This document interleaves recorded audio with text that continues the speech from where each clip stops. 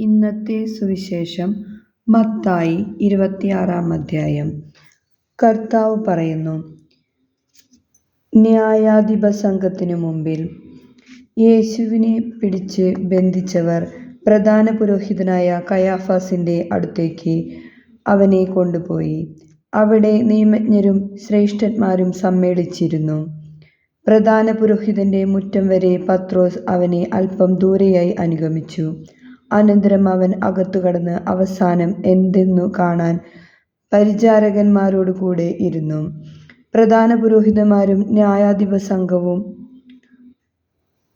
മുഴുവനും യേശുവിനെ മരണത്തിനേൽപ്പിച്ചു കൊടുക്കേണ്ടതിന് അവനെതിരെ കള്ളസാക്ഷ്യം അന്വേഷിച്ചു. പല കള്ളസാക്ഷികൾ വന്നെങ്കിലും അവർക്ക് സാക്ഷ്യമൊന്നും കിട്ടിയില്ല. അവസാനം 2 പേർ മുന്നോട്ട് വന്ന് ഇപ്രകാരം പറഞ്ഞു: ഈ ദേവാലയം നശിപ്പിക്കാനും 3 ദിവസം കൊണ്ട് നിർമ്മിക്കാനും എനിക്ക് സാധിക്കുമെന്ന് ഇവൻ പറഞ്ഞിട്ടുണ്ട്. പ്രധാന പുരോഹിതൻ എഴുന്നേറ്റ് നിന്ന് അവനോട് ചോദിച്ചു, നിനക്ക് മറുപടിയില്ലേ?